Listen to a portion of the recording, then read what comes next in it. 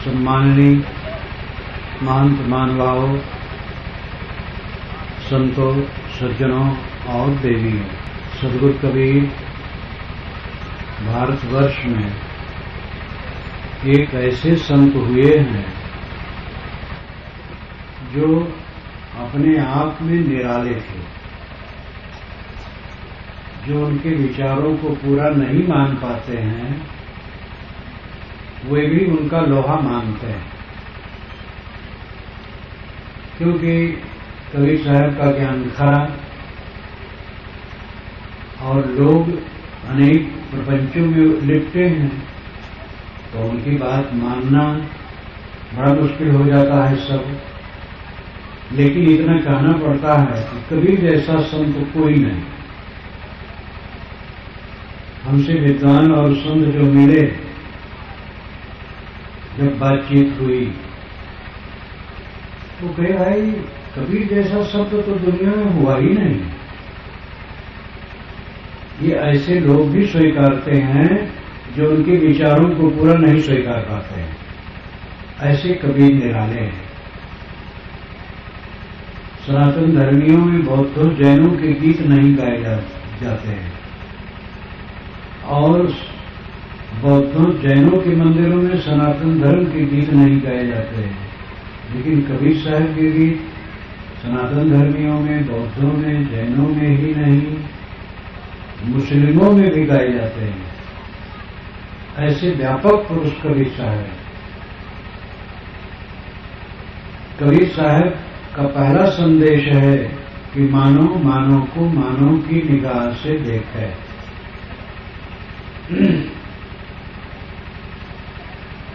कबीर साहब देख रहे थे कि जाति वर्ण की कल्पना करके मनुष्यों के साथ बड़ा अन्याय किया गया है। एक वर्ग को इतना ऊंचा उठा दिया गया कि चाहे वो जैसे हो बड़ा है, पवित्र है, और दूसरे वर्ग को इतना नीचे कर दिया गया कि चाहे जितना अच्छा हो वो नीचा है। और बांटने की चतुरता ऐसी की गई राजनीति, अनेक कैटेगरियों में बांट करके तोड़ा गया। ब्राह्मणों ने कहा कि क्षत्रिय लोग हमसे थोड़ा छोटे हैं लेकिन वैश्य और शूद्र से बड़े हैं। वैश्यों से कहा गया ब्राह्मण और क्षत्रिय से तुम थोड़ा छोटे हो लेकिन शूद्रों से बड़े हो। जिनको वे शूद्र कहते थे उन्होंने कहा कि शूद्र ब्राह्मण क्षत्रिय वैश्य से छोटे हैं लेकिन अंतज से तो बड़े हैं। इस प्रकार पूरा राजनीतिकरण किया गया बांटने में, और ऊंच नीच की भावना का विष ऐसा फैलाया गया कि हजारों वर्षों से भारतवर्ष में जाति और वर्ण के नाम पर मनुष्य की कीमत मानने की प्रथा चल पड़ी और अच्छे अच्छे विद्वान चिंतक हुए, लेकिन ये बात उनको खटकी नहीं।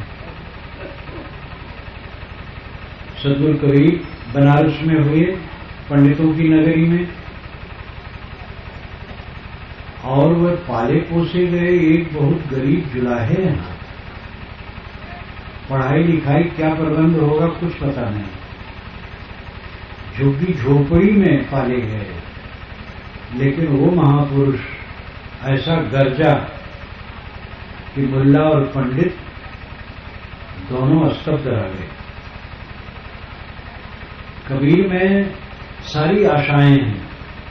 राम तो राजा के पुत्र थे, श्री कृष्ण भी राजघराने ही के थे, बुद्ध महावीर राजा के पुत्र थे। कबीर साहब तो झुग्गी झोपड़ी में पाले गए थे, गरीब जो रहे हैं, और इतना ऊंचा चढ़ गए।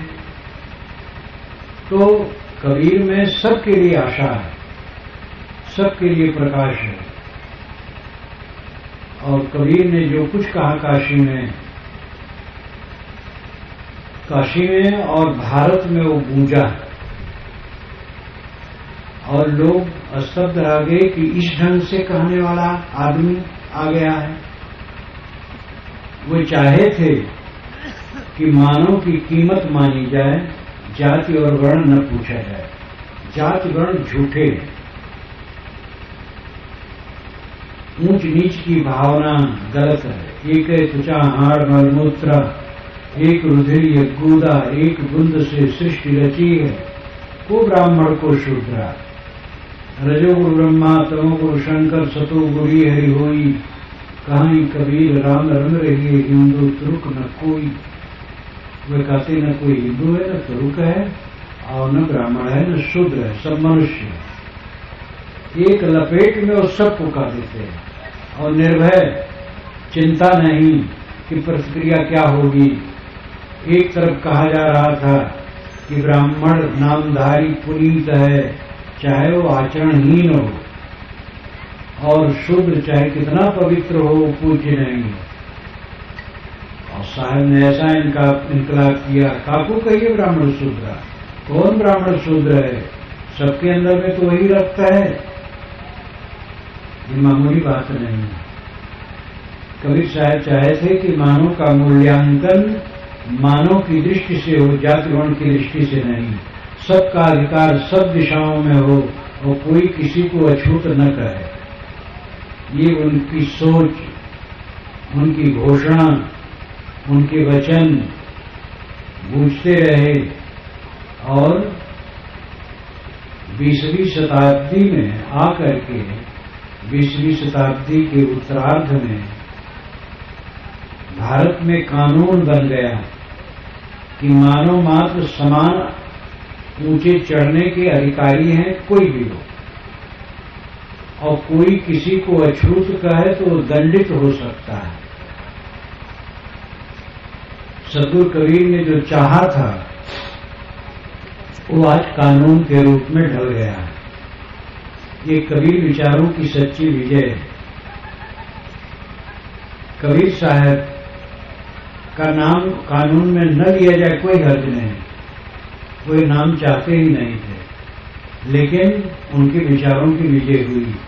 आज विधानसभा भवन, लोकसभा भवन में वर्ण व्यवस्था के पक्षधर चाहे बैठे हों, लेकिन वो कानून बनाने के लिए मजबूर हैं कबीर विचारों के अनुसार, मानवतावादी सिद्धांत के अनुसार। स्वयं वो वर्णवादी हो सकते हैं, व्यक्तिगत वर्ण मान सकते हैं, लेकिन कानून बनाना पड़ेगा कबीर के विचारों के अनुसार, मानवतावादी। ये कबीर विचारों की सच्ची विजय। आप लोग जितने यहाँ हैं ये ध्यान दें कि मनुष्य को मनुष्य समझें। दोष केवल ब्राह्मण ही का नहीं है, सबका है। सब एक दूसरे को छोट मान करके ऊंच नीच की भावना प्रदर्शित करते हैं, और ये मानवता की हत्या है। आदमी सामने है, मनुष्य है, और उससे जात क्या पूछना है? मनुष्य है, महान है, वो वही परमात्मा है, वही ब्रह्म स्वरूप है। मनुष्य के समान ब्रह्म कहाँ मिलेगा? नर नारायण रूप है, तू जन जाने देन। साहब ने कहा नर नारायण है तो इसको देह मत समझ। जात पात को लेकर के ऊंच नीच की भावना जो चल रही थी, सद्गुरु ने उसका तीव्र विरोध किया और स्वतंत्र भारत में वो कानून के रूप में बदला। शिक्षा, दीक्षा, विज्ञान का विकास, ये सब सहायक हुए, और आज पूरे भारत में इसका जोर से परिवर्तन चल रहा है। और जिसको ब्राह्मण कहते हैं, उस घर की नई पीढ़ी के लोग भी स्वयं इसको महसूस करते हैं और छुआछूत तो छोड़ रहे हैं और ऊंच नीच की भावना छोड़ रहे हैं। ब्राह्मण लड़के हमसे कहे कि महाराज हम तो गांव में उन सब का नमस्कार करते हैं जिनकी उम्र हमसे ज्यादा है।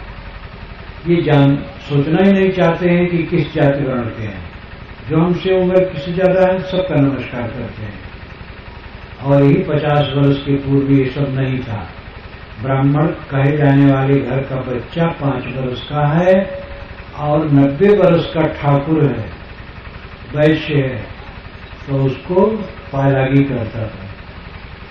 अब इस सूझ हो रही है तो कम से कम जितने यहाँ आप लोग बैठे हैं, आप लोगों से निवेदन है कि किसी मनुष्य से जात पूछ करके उसकी कीमत आंकने की चेष्टा न करें। मनुष्य है बस बड़ा है, मनुष्य से प्रेम करो। छुआछूत है आचार के आधार पर। गंदे हाथ हैं तो उसके हाथ का भोजन कैसे खाया जाए, सफाई शुद्धता नहीं है, आहार विहार शुद्ध नहीं है तो उसके हाथ का भोजन कैसे खाया जाए। जो पवित्र है, सदाचारी है, वो किसी जाति वर्ण का है, पवित्रता से भोजन बनाए, कोई फर्क नहीं है। इस सिद्धांत को समझें। कबीर साहब ने जैसे जात वालों को धिक्कारा और कहा जातिवाद व्यर्थ है, वैसे सांप्रदायिक भावनाओं को भी उन्होंने तिरस्कृत किया। उन्होंने कहा कि जितने संप्रदाय हैं सब मनुष्य के चलाए हैं, कोई संप्रदाय आकाश से नहीं आया है। सारे संप्रदाय के प्रवर्तक मनुष्य होते हैं। दुनिया की जितनी किताबें बनी हैं सब मनुष्य की रचनाएं हैं और जितने संप्रदाय हैं मनुष्य के चलाए हैं। कोई आकाश से आया हुआ नहीं है। सारे ग्रंथ मनुष्य के बनाए हुए हैं। इसलिए कोई संप्रदाय सत्य का एकाधिकारी ठेकेदार नहीं है। सत्य सब में है। सच्चे सद्गुरु जिसको मिलेंगे उसको सच्चा बोध होगा। सद्गुरु की कोई जाति नहीं होती है, कोई पंथ नहीं होता है।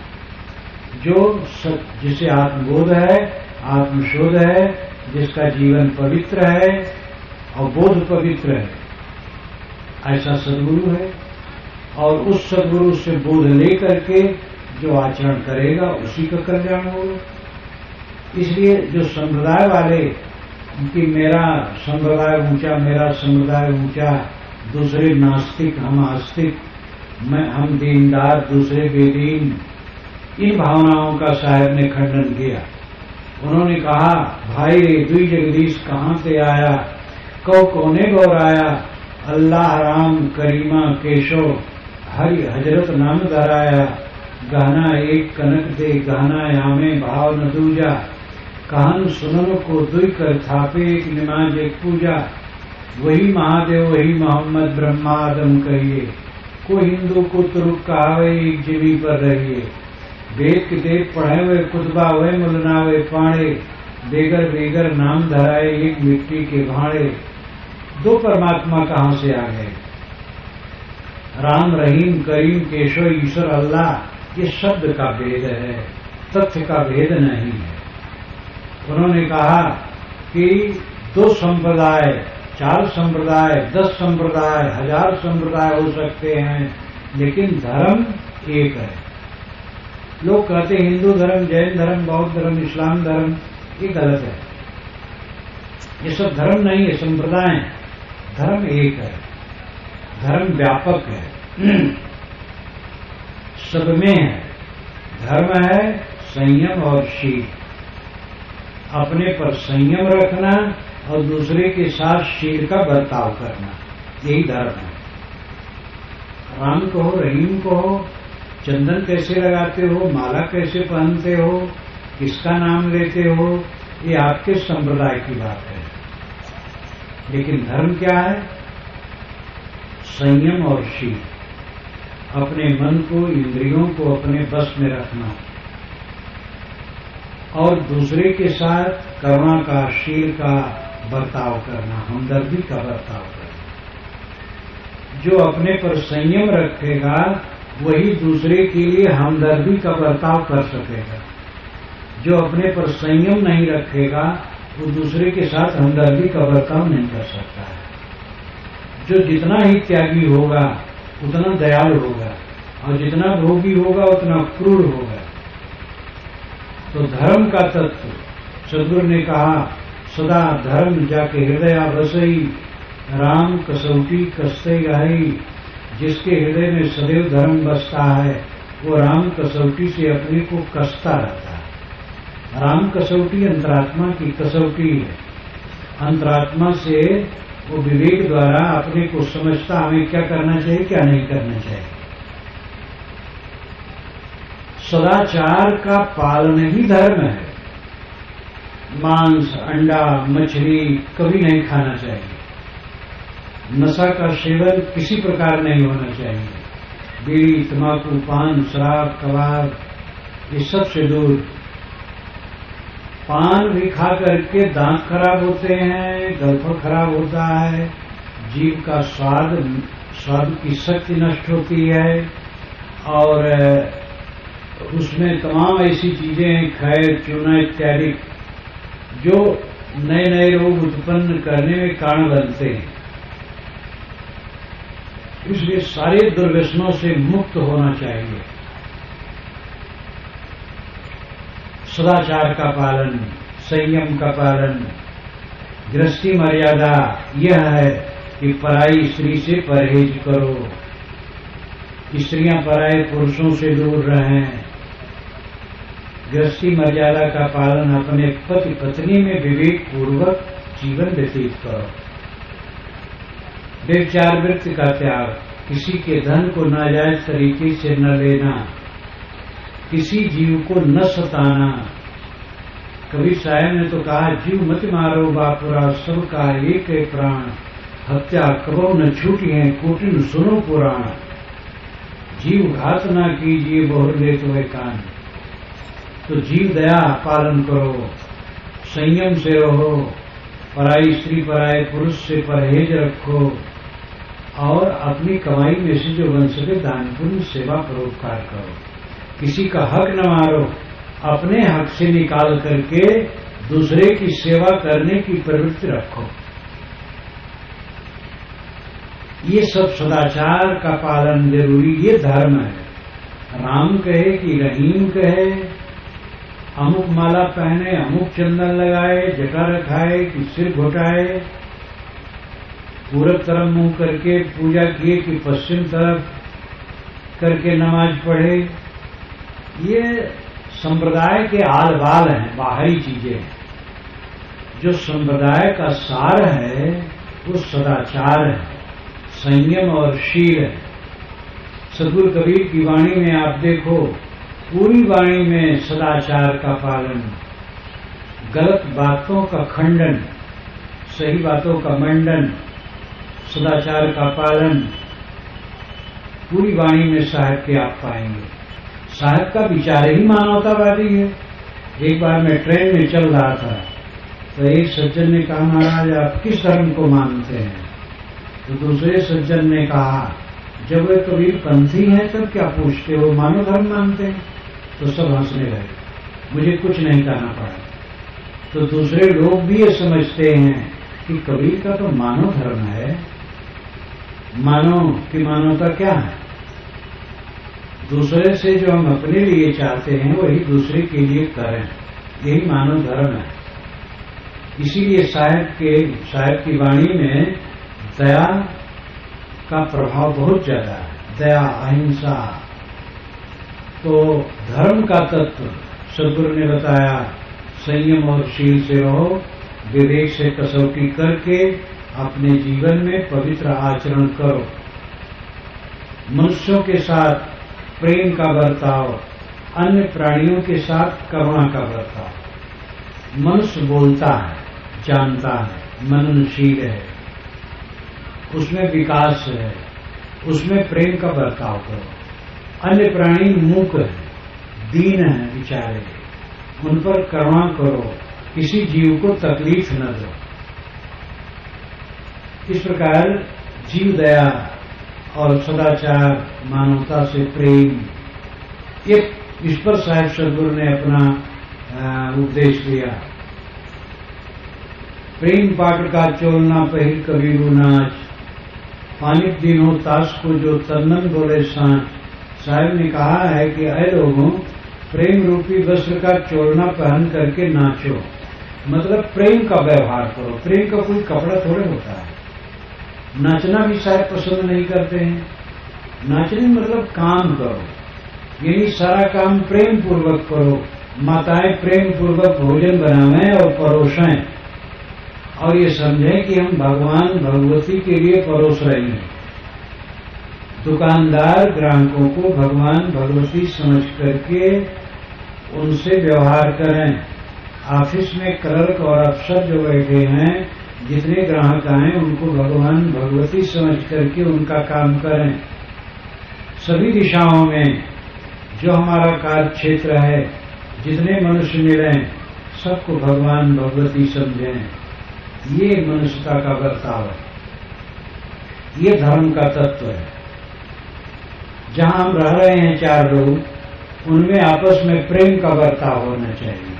पति पत्नी में मधुर बर्ताव, पिता पुत्र में, भाई भाई में, सास बहू में, देवरान जेठान में, ननद भावज में, पड़ोसी में प्रेम का बर्ताव। प्रेम का बर्ताव नहीं तो स्वर्ग कहाँ है? प्रेम में स्वर्ग है, घृणा में नरक है। इसलिए प्रेम का बर्ताव करो। साहब ने प्रेम की गंगा बहाई। जो उन्होंने खंडन किया वो गलत चीज का खंडन किया है। उनका हृदय तो प्रेम से लबालब भरा था। ऑपरेशन जब डॉक्टर करता है तो जिसका ऑपरेशन करता है उसमें दुश्मनी थोड़े उससे, उसके लिए तो हमदर्दी है। कबीर का ऑपरेशन, जो कबीर ऑपरेशन करते हैं लोगों का, वो प्रेम से करते हैं। कबीर साहब के जीवन में प्रेम ओतप्रोत है। तो सबके साथ सुंदर बर्ताव, प्रेम का बर्ताव। आपका घर स्वर्ग हो जाएगा अगर आप प्राणियों के साथ सुंदर बर्ताव करेंगे। समाज, परिवार 2 ढंग से कहा जाता है प्राय। हम लोगों का समाज होता है, आप गृहस्थों का परिवार होता है। भाषा 2 है, बात 1 है। मनुष्यों का समूह। जिन मनुष्यों के बीच में हम रहते हैं, अगर उनमें हम तनाव रखेंगे, ईर्ष्या रखेंगे, घृणा रखेंगे, क्रोध करेंगे, दुर्व्यवहार करेंगे, तो हमें शांति कैसे मिलेगी? न हमें शांति मिलेगी, न साथियों को शांति मिलेगी। इसलिए सबके साथ प्रेम का बर्ताव करो। और व्यवहार में ऊंच नीच हो जाता है। स्वभाव भी सबका अलग अलग है। किसी का स्वभाव सरल है, किसी का स्वभाव हठीला है। कोई रजोगुणी ज्यादा है, कोई तमोगुणी ज्यादा है, कोई सतोगुणी ज्यादा है, और इसको आप मिटा नहीं पाओगे। जिनका जो स्वभाव हो रहता है, वही खुद आदमी विचारे तो अपने गलत स्वभावों को सुधारने के लिए वो परिश्रम कर सकता है और उसमें सुधार हो सकता है। लेकिन हम चाहें कि जो हठीला है उसको नरम कर दें, तो हठीले के साथ अगर आप कड़ा बर्ताव करेंगे तो उसका हठ और बढ़ेगा, बात बिगड़ेगी। और कोई रजोगुणी है, उसकी आलोचना में पड़ जाएंगे तो भी काम नहीं बनेगा। तमोगुणी है, इसलिए सहने की जरूरत है। अपने साथियों को सहो। किसी में स्वभाव होता कड़ा कह दिया, आप कड़ा न कहो, उसके कड़ा को सह लो। कड़ा कहेगा तो उसको पछताना पड़ेगा, अब आप कड़ा कहेंगे तो आपको पछताना पड़ेगा। तो आपने कड़ा नहीं कहा तो आपको पछताना नहीं पड़ेगा, उसने कड़ा कहा तो पछताए, क्या करोगे? अगर आप भी कड़ा कह दिए तो आपको भी पछताना पड़ेगा। जहां 4 बर्तन है वहां आपस में आवाज होना स्वाभाविक है। 4 बर्तन है तो खटपट कहीं होगा। समझदार का काम है कि उन बर्तनों को संभाल के रखते हैं। ऐसे जहां 4 लोग, 10 लोग, 25-50 लोग हैं तो भिन्न भिन्न स्वभाव है, भिन्न भिन्न गुणकर्म है, वो रहेगा, वो मिट नहीं जाएगा। आप अपना स्वभाव सुधारिए और सबके साथ समता और प्रेम का बर्ताव कीजिए। इन्हीं बातों को, तनिक बातों को लेकर के देखा जाता है पत्नी पति में बात नहीं है, बातें नहीं करते हैं, भाई भाई बोलते नहीं हैं, पिता पुत्र एक जगह बैठते नहीं हैं। शाम को रात में भोजन का समय आया तो एक भोजन में बैठा है, एक बाहर बैठा है। भाई के साथ, पिता के साथ, पुत्र के साथ भोजन करने की भी उदारता नहीं है। तो ये बहुत गलत है। सारी त्रुटियां, सारे स्वभाव विभिन्नता का दोष शमन करके समता से प्रेम करना सीखो। ऊंच नीच हो जाता है और एक दिन की बात नहीं, जीवन भर की बात है। जीवन भर ऊंच नीच मिलेगा साथियों से, और उसका शमन करके सबसे समता का बर्ताव करना चाहिए। इसकी बड़ी आवश्यकता है। ज्ञान विवेक कुछ काम नहीं करेगा।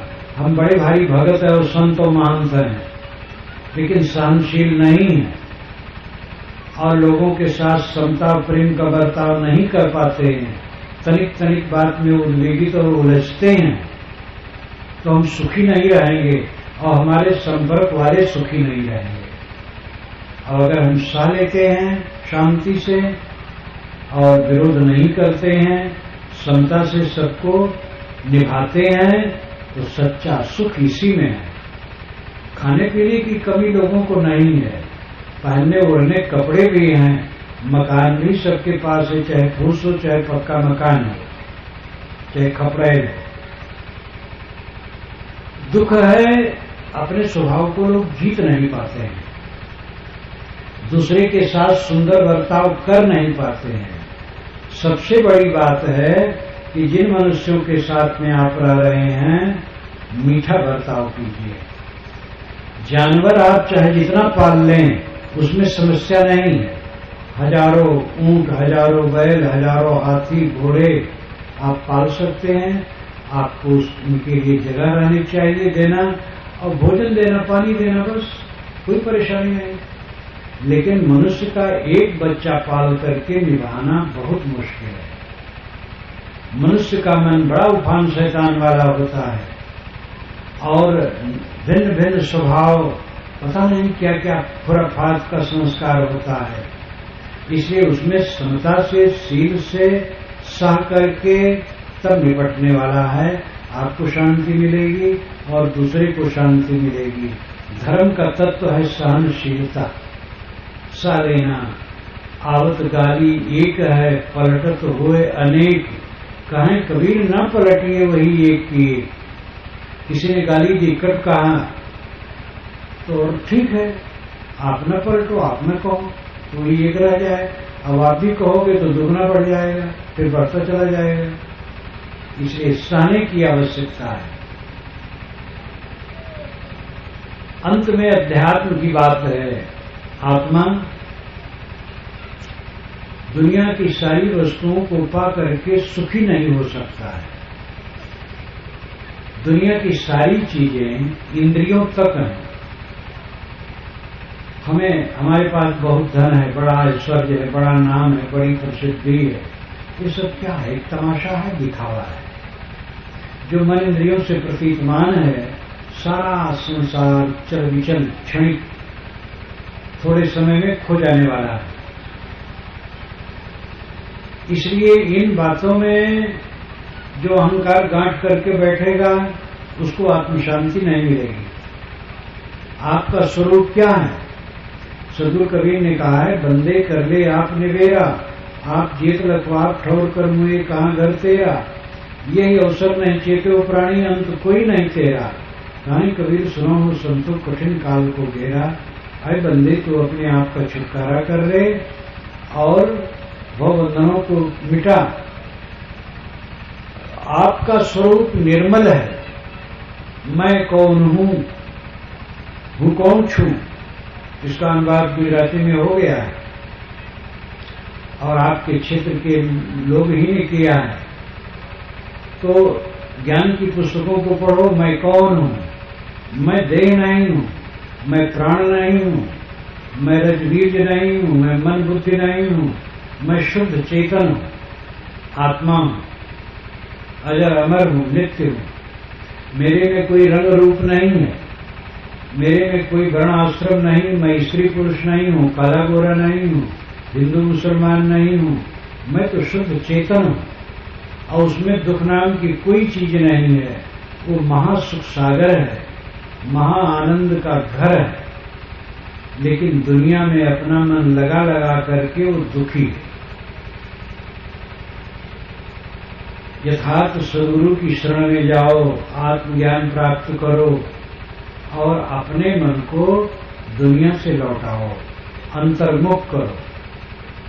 जब अंतर्मुख होगा मन, संतोष सहज समाधि भरी, सहज ध्यान रहो गुरु के वचन समाई हो। सदगुरु कबीर ने सहज समाधि और सहज ध्यान का रास्ता बताया। अपने मन को समेटो। मन द्वारा संसार प्रतीत होता है। गाढ़ी नींद में जब हम जाते हैं तो मन शांत हो जाता है, तो संसार हमें नहीं प्रतीत होता है, कोई दुख नहीं रहता है। गाढ़ी नींद में परम आनंद। लेकिन जैसे जागे तैसे दुनिया का दुख शुरू हुआ। वह धन्य है जो जागते जागते सुसुप्त की तरह सुखी है। जागता है, जानता है, देखता है, खाता है, पीता है, काम धंधा करता है, लेकिन उसका मन शीतल है, कोई दुख नहीं है, क्योंकि अहंकार उसका मिट गया है। देंगे जो क्षण ही में छुट जाने वाला है। सदगुरु ने कहा राम नाम भज चेत एक मन माही हो। लक्ष्य करोड़ जोर धन गाड़े चलत डोलावत बाही हो। दादा बाबा और परपाजा जिनकी अभुई भाए हो। आंधर भे युग की फूटी तिनका है सच्छाए हो। इस संसार सार को धंधा अंतकाल कोई नाई हो। उपजत बिरसत बार न लागे जो बादल की छाई हो। नाका गोता कुल कुटुंब सब इनकर कौन बड़ाई हो। कहें कबीर एक राम भजे बिन बूढ़ी सब चतुराई है। तो ये दुनिया का संसार का संबंध कितने क्षण का है। माता पिता हमारे चले गए, पितामह चले गए, गुरुजन चले गए। ये संसार तो चला चली की जगह है। जीवन ऐसो सपना जैसो, जीवन सपन समाना, सपने के समान है। इसलिए अपने मन को जगाओ, मोह भंग करो। कहें कबीर के उबरे जाए न मोह समाए। शायद कहते संसार सागर से वही पार पाता है जिसके मन में मोह नहीं समाता है। जब दुनिया छोड़ना है तो मोह करके अपने को बंधन ही तो देना है। दुनिया की सेवा करो, जहां जो जिम्मेदारी मिली है सेवा करो, परिवार की सेवा करो, दूसरे की सेवा करो, लेकिन कहीं मोह न बांधो। मोह बांधना अपने को गड्ढे में डालना, अपने को भटकाव में डालना है। मोह का त्याग। जब बाहर का मोह मिट गया तब मन अंतर्मुख हो जाता है। अंतर्मुख मन परम शांति का सागर। मन शायर मनसा लहर, बूढ़े बहुत अचेत। काएं कबीर से बाँचिए जाके हृदय विवेक। मन समुद्र है, इच्छाएं तरंगे हैं, उसमें बहुत अविवेकी डूब गए हैं। साहब कहते वही बचेगा जिसके हृदय में विवेक होगा। विवेक जगाओ। सदगुरु का उपदेश सब दिशाओं में मानवता बाती है। जितनी बातें मैं कहा हूं इसमें कोई संप्रदाय की बात नहीं है, सब मनुष्य की बात है। मनुष्य मिले तो मनुष्य की निगाह से देखें और प्रेम का बर्ताव करें। धर्म का तत्व संयमशील सदाचार है और परमात्मा आत्मा है, कहीं बाहर परमात्मा खोजना नहीं है। परमात्मा बिछुड़ा ही नहीं है तो उसके मिलने की क्या बात है। जो बिछुड़ा हो उससे मिलने का प्रयास करना चाहिए। परमात्मा बिछुड़ा नहीं है, आत्मा ही परमात्मा है और सब समय विद्यमान है आपके पास। संत गुरु का आधार लें, सज्जनों का आधार लें, सदग्रंथ पढ़ें और अपने आत्मा को पहचानें और अपने मनोविकारों को दूर करें। मन का विकार दूर हो गया, काम क्रोध लोभ मोह राग द्वेष ईर्ष्या छल कपट ये सब दूर हो गए, मन निर्मल हो गया, बस आनंद कंद है। सदा रहे सुख संयम अपने वसुधात कुमारी। साहब कहते हैं सदा आनंद सदा शांत मिलेगी अपने पर संयम करने से। वसुधा तो सदैव कुमारी है। ये दुनिया, ये जमीन, ये राजकाज किसी का एक का थोड़े है। कितने लोग आए और अपना राजकाज का अहंकार करके चले गए, उनको कोई पूछने वाला आज नहीं। जिस जमीन को हम अपनी जमीन मानते हैं, असंख्य लोग अपनी जमीन मान करके उसी जमीन में चले गए। जमीन किसकी है? बस जीवन गुजर करो, सबके साथ सुंदर बर्ताव करो, यहाँ कहीं किसी का कुछ नहीं है, सब चलाचली की जगह है। ऐसा विवेक जिसके मन में जगता है और राग द्वेष नहीं करता है, कलह नहीं करता है, उसके जीवन में शांति होती है। सद्गुरु का उपदेश उसी ने ग्रहण किया जिसके जीवन में परिवर्तन आया। हम कबीरपंथी होकर के बुढ़ा गए लेकिन तम्बाकू नहीं छोड़ते हैं, बीड़ी नहीं छोड़ते हैं, क्या कबीरपंथी है? कलह नहीं छोड़ते हैं, लड़ाई झगड़ा करते हैं, साथियों से प्रेम का बर्ताव नहीं करते हैं, शील क्षमा दया करुणा इनका आचरण नहीं करते हैं, तो क्या मतलब हुआ? हमारे जीवन में परिवर्तन आए और विकारों से हट करके सद्गुण सदाचार जीवन में बसें, तभी जीवन में शांति होगी। मैं ज्यादा न खींचूंगा, आप लोगों का और जो कार्यक्रम हो आप सब करें। आप लोगों को बहुत धन्यवाद देते हुए मैं अपनी वाणी को विराम देता हूँ।